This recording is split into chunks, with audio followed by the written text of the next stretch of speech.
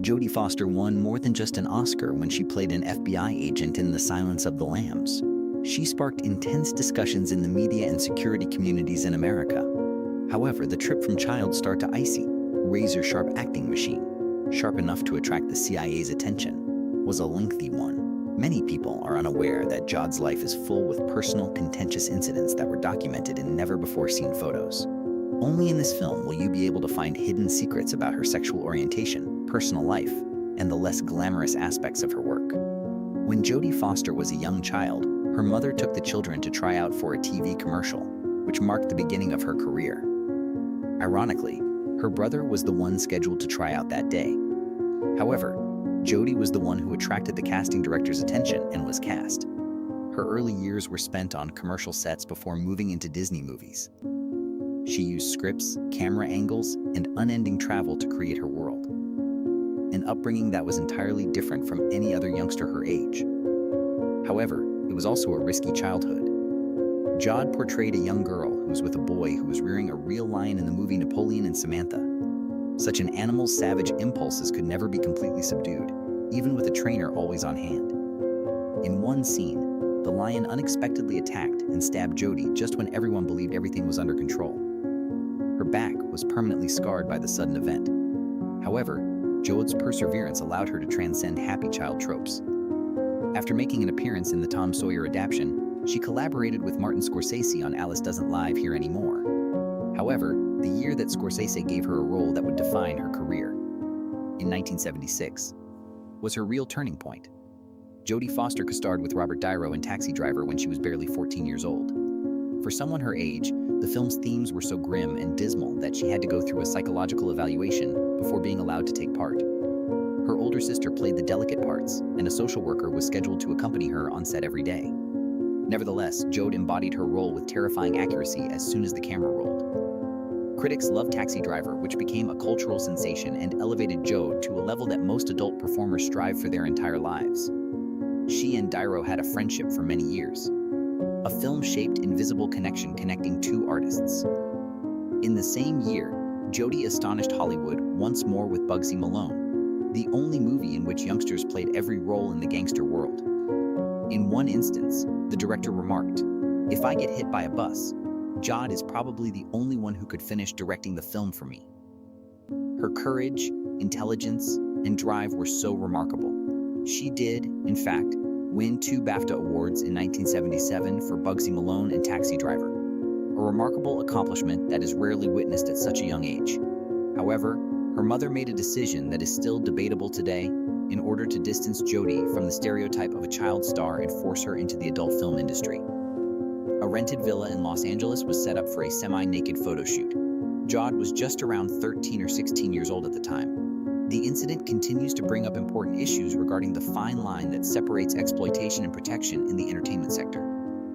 In addition to her exceptional acting ability, Jodie's sharp mind was what set her apart from all the other young actresses of her time. She was fluent in French, started to read at the age of 3, and even spent nearly a year living in France while filming Moi Fleur Bleue. She enrolled at Yale University, one of the most prestigious universities in the country, after graduating from high school. Under the direction of eminent Professor Henry Louis Gates Jr., she completed her thesis on African American literature. However, Jodie Foster also experienced one of the most bizarre and horrifying incidents of her life while attending Yale. She was the victim of an obsessive stalker named John Hinckley Jr. when she was just 18 years old and a freshman. Hinckley watched Taxi Driver and became obsessed with Jodie. In a last-ditch effort to win her over, he started phoning her and even wrote her notes. What he did next, however, was simply unimaginable. President Ronald Reagan was wounded along with 3 other people in 1981 when John Hinckley Jr. opened fire on him just outside the Hilton Hotel in Washington, D.C. The public was outraged by more than just the assassination attempt, though. Hinckley told the cops it was the cause. After seeing Taxi Driver, he developed an obsession with the young actress Jodie Foster, and he wanted to win her over. Foster found himself the focus of unwelcome attention overnight. Reporters tracked her every move while she was a student at Yale University. The typical life of a sophomore student just disappeared, and she needed bodyguards to accompany her around college. The most taxing experience was when Foster was called to testify in Hinckley's trial, which left her emotionally and mentally spent. Foster clung to academics, the one thing that provided her with security during her time at Yale. She put her studies ahead of the allure of Hollywood stardom and only took on movie roles during the summer. She kept on her acting career after college, although it wasn't easy. Foster began to question her own skills when the majority of the movies she starred in didn't have a significant impact. She even thought about leaving Hollywood entirely and going back to school by 1988. However, she was given the most important opportunity of her career just when she felt stuck. The accused's producers were looking for an actress to play a survivor of sexual assault, a job so emotionally charged that many well-known actresses turned it down. Foster was only cast after all other names had been rejected, requiring 2 auditions. Despite her concerns that the role might ruin her already precarious career, she accepted it. The process of filming was very taxing. The entire team was affected by the story's severe tragedy and was frequently exhausted after filming. By the end of production, even Foster was not happy with her performance. She thought this new version of herself would be rejected by viewers. However, the movie turned out to be a huge hit, and Foster won a Golden Globe and an Academy Award for it. More significantly, it was the time she at last left the shadow of her past as a child star and emerged as an adult, bold, and incredibly captivating artist. Foster took on the role that would forever mark her reputation on the global film map. The Silence of the Lambs, just as the glitz and glamour of her first Oscar was starting to fade. Foster loved the original novel so much that she once attempted to purchase the adaptation rights herself before any production had even started. She ultimately decided to play Clarice Starling, an intelligent and tenacious FBI trainee who must contend with Hannibal Lecter, one of the most recognizable villains in movie history. The success of the movie exceeded all expectations. Foster became one of the few actors to win 2 Oscars in a short period of time when he went on to win the Oscar, Golden Globe, and BAFTA. However, the film's depiction of the LGBTQ community also caused controversy, which coincided with allegations of Foster's personal sexual orientation.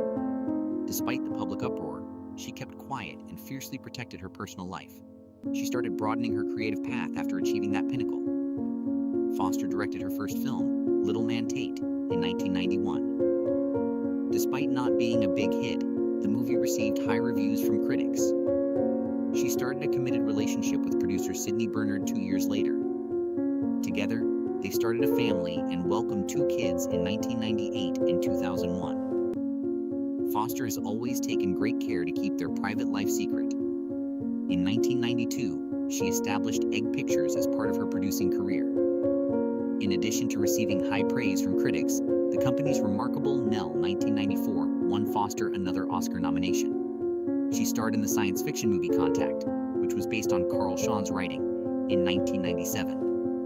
Her reputation as a bright, bold actress who is always looking for jobs that are thought-provoking and demanding was further cemented by its success. Few performers ever receive an accolade like Foster's a year later. In honor of her contributions to film and culture, an asteroid named 10744 Jodie Foster was formally named in her honor in 1998. Jodie Foster was asked to reprise her roles as Hannibal and Clarice Starling in 2001, but she turned down the invitation. Later, Julianne Moore took over the part. Foster attempted to concentrate on producing and directing at this period, but many of her planned ventures failed. Ultimately, she was forced to close Egg Pictures, her production firm, in 2001. Foster had an appearance in David Fincher's Panic Room shortly after, and the movie went on to become the biggest commercial success of her career. Ironically, she didn't get the part until Nicole Kidman had to step out because of an injury she received while filming another picture. With Flight Plan 2005, she maintained her momentum and demonstrated once more that she was a strong fit for roles with intense psychology. Few people are aware that the 2-time Oscar winner even provided Maggie's voice in a special episode of The Simpsons in 2009. A little but noteworthy side note to her long career. However, not every decision was applauded. Mel Gibson starred in Foster's ambitious 2011 film, The Beaver, which was about depression. It might have marked a sea change in her directing career. However, Gibson was mired in a string of scandals, domestic abuse, anti-Semitic statements, and a complete collapse of his public persona just as the movie was beginning its commercial phase. The Beaver ended up as an accidental victim. The plot was incredibly humanitarian, yet the film failed at the box office because audiences avoided it. It was one of the few times Jodie Foster displayed genuine pain. She had given the assignment her all. A much more significant turning point for Foster in Hollywood as a whole soon followed. The media covered her personal life for decades. Who did she date? Did she identify as a lesbian? Why didn't she say anything? Sydney Bernard and Foster have been in a committed, long-term relationship for almost 15 years. She had never, however, made any public confirmations. Jodie Foster then made the decision to address what everyone had been speculating about when she accepted the Cecil B. Deal Award at the 2013 Golden Globes. Not ostentatious, not dramatic.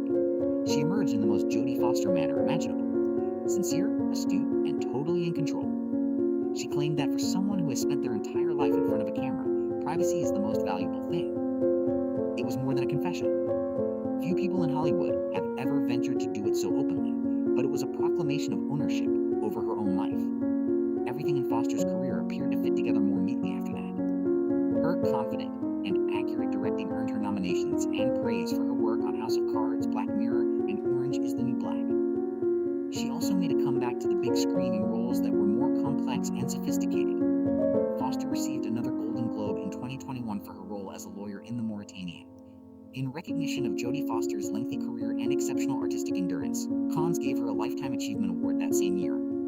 Viewers may see that Foster has gone full circle from kid actor to movie star to director, producer, and finally a living Hollywood icon as she stars in True Detective Season 4 2024.